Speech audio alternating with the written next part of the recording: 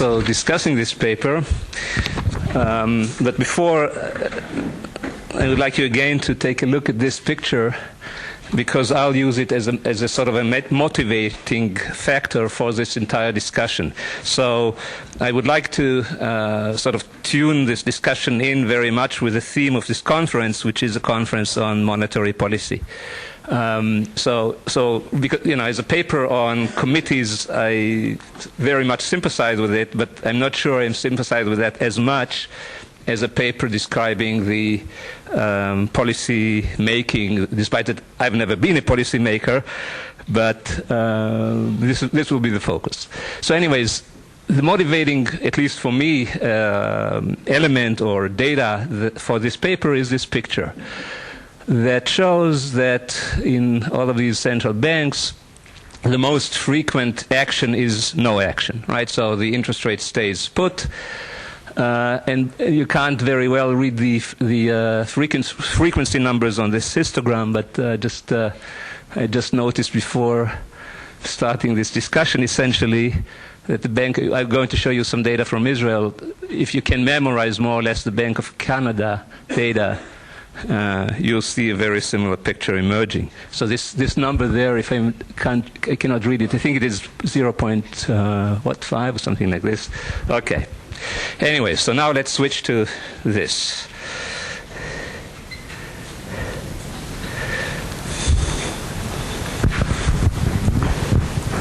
Okay, thanks. So, I'm going to briefly review the model. As a matter of fact, you're going to see some of the figures that you've just seen. They would have been very helpful had they been in the paper, so I produced them. And Francisco has also shown the same kind of pictures, so it will be really a revision. Again, as I said, I'm going to talk briefly about what the Bank of Israel is doing and show you that it is not dissimilar. And then this is some stuff that I found recently, so some insights about how the Federal Open Market Committee works. Okay, so here is the fact that, sort of the way I read the paper, as I've already told you. So here we have the central banks, and we have just seen in this one figure, they rarely change the interest rates. Now, this stands in stark contrast to sort of what we would expect had we believed that central bankers follow the Taylor rule, because, the Taylor rule makes them react. Actually, we've seen a paper like that just before lunch, to changes in the environment. So any change in the environment should somehow, be manifested also in changes in policy making. So there is a puzzle here. Here is the theme of this paper then. Okay, central bank decision-making bodies are committees, or tend to be committees. And as we have seen, committees tend to maintain status quo. So we sort of have a full circle, right? I mean, in some sense, we have explained the puzzle. Okay. So now let's talk a little bit about how this model works. As we've seen, there are two committee members. There is a chairman, and there is a person called P, whereas the chairman has some excess power, right? Extra power. He sets the agenda. The decision is denoted by X. It is a point on an interval AC. The preferences are quadratic in this particular fashion. We have seen that too. And it turns out to be the case that when the state is 1, as it is called, these people sharply disagree on their preferred position. One guy wants the upper end. This is the chairman. The other guy wants the lower end, right? This is P. And however, when some kind of state, another state of the world emerges, they fully agree, right? So they both accept some point that I will normalize also in the paper. I think it is normalized to be the middle point. Okay. So again, C is sort of, calling the shots, and P can agree or disagree. And if they don't agree, then the status quo prevails. This is the game. Now, again, in order to make this clear, I will repeat these pictures that we have just seen. So, you'll see what happens when there is just one period, one-shot game, and these people, if I equals 1, that means these people disagree. As we have seen, C cannot offer anything except the status quo that P will accept. However, of course, if they agree, right? So they choose this best point B. And here is just, I chose some parameter values, so here is how it works, right? So the colors here are reversed from those of Francisco. I chose the black to represent the chairman. The red is this guy P. And as you see, right, I mean, their interests are conflicting. So there is no way that C can, move in any direction that P will accept that will not harm him, right? Okay. Now suppose you have a two-period model or two-period world. And again, at the last period, this is the solution we have just seen, right? So if they agree, they agree. If they disagree, then the status quo gets maintained. This is, of course, being taken into account. Also, given some transition probabilities, and there is some discounting also going on. So now, here is the first result. Of course, if now they disagree, then the status quo will get maintained. And what is the intuition here? Suppose next period they agree. Then, of course, the contribution to their welfare, their utility, because of this quadratic form, well, just a normalization, of course, is 0, right? So you are left technically with exactly the problem that we have seen before, because this additional element is simply 0. So we resolve a one-period problem. So this is what is going on, right? However, of course, if next period they don't agree, then they don't agree again, right? So next period looks exactly like this period. The two elements simply get added up together, with some factor or some kind of weight that depends on the discounting and the probabilities. But again, from the point of view of the functional form, it all stays put. So that's why, right, I mean, the model collapses to this case T equals 1. And of course, if now they happen to agree, that is, of course, where things get a little bit, complicated, right? Because you would tend to say, then let them agree. But of course, this is not as simple, because they may disagree next period, and then, of course, they are stuck with, or the chairman is stuck with whatever has been agreed upon now, which may not be very good for him next period. So, as a result, this best case scenario usually will not be selected, right? This is this dynamic inefficiency that we have heard of. Okay, so here is again the picture. I simply did away with discounting, and I simply took the special case where probability of I equals 1 next period is 1. So these figures come out, nicely symmetric to one another. The two sort of, the objective functions value and the function of the current state. Again, red being this P person, C is the chairman who calls the shot. And now we can see what is going on. I don't have a marker here. I don't know if this mouse also that doesn't work either. But you can obviously see what is going on, right? So take a point that is to the left of the best, to this 0.5 point, which is best for the red guy. Of course, if the status quo is anywhere to the left of that point, then the chairman can move, right? To the right, so as to make the red guy indifferent, and of course, the black guy, the chairman, is much better off, and so on, right? So this is the nature of the considerations that are going on here. And in particular, you see also that for the entire space between 0.5 and 1.5 in my example, there is no way to do any better, right? So again, we are stuck with the status quo. Okay. So this is what this summarizes, and I don't think I should dwell on that. I hope that this is pretty clear.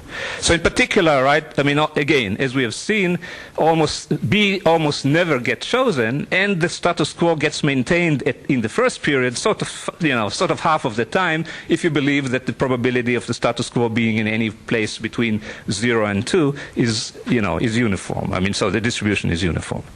And this is not taking into account the second period and so on.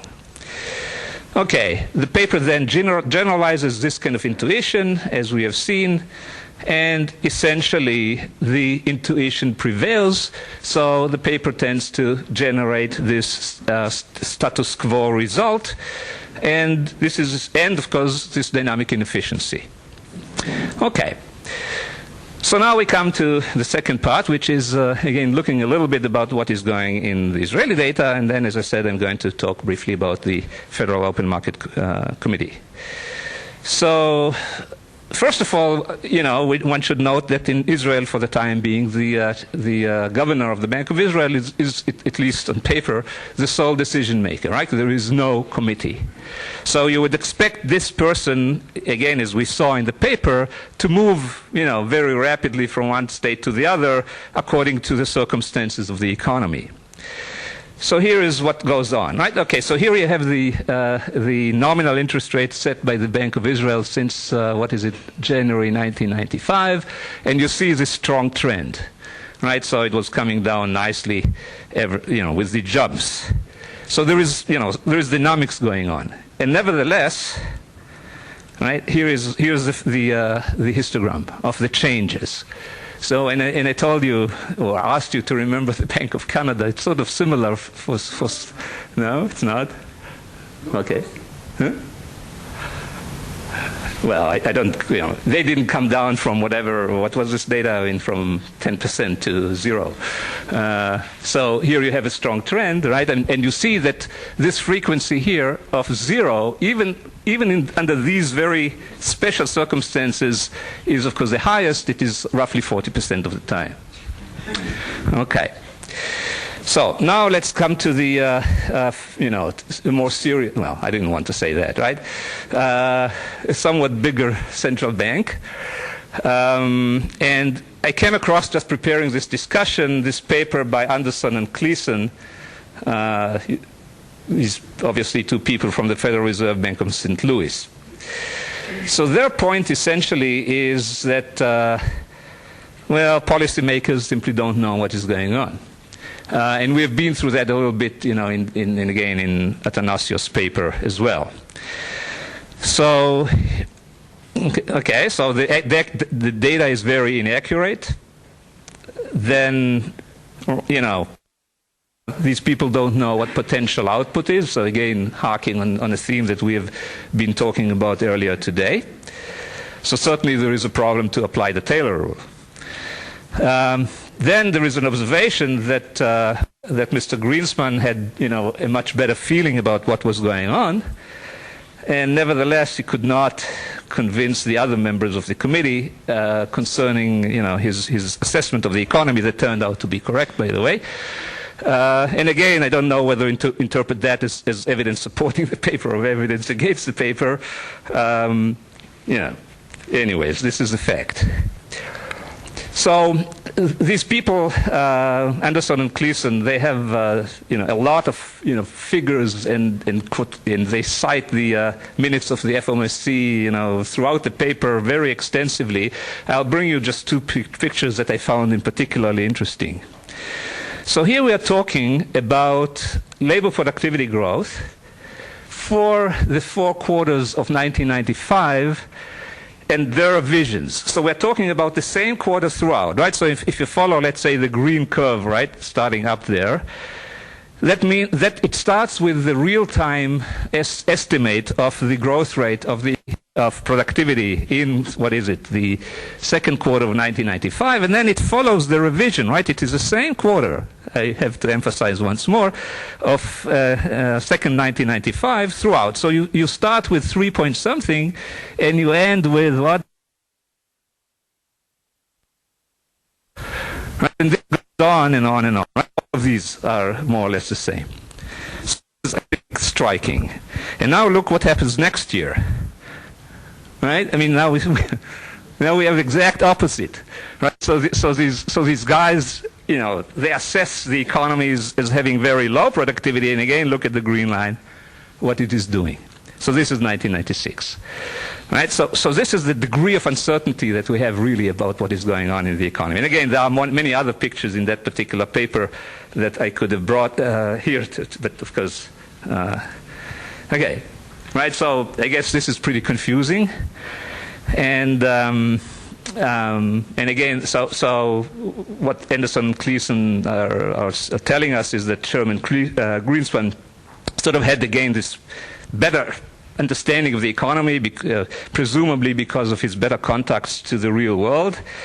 And however, and I just quote them right, with few exceptions, Greenspan's views were discounted both by the board staff and his colleagues on the Federal Open Market Committee. Okay. Now let's ask Chairman Greenspan himself what is going on. So we do not know, right? I mean, this is the answer. Nor do I suspect can anyone know whether current developments are part of a once or twice in a century phenomenon. I mean, imagine, right? That will carry productivity trends nationally and globally to a new higher track, or whether we are merely observing some unusual variations within the context of an otherwise conventional business cycle expansion. You know, quite extreme choices. And here is, you know, the strongest man in the world's economy saying, I have no idea. Okay, so why, in my opinion, is the status quo so prevalent? Now, all I needed to do is copy the last paragraph of that paper.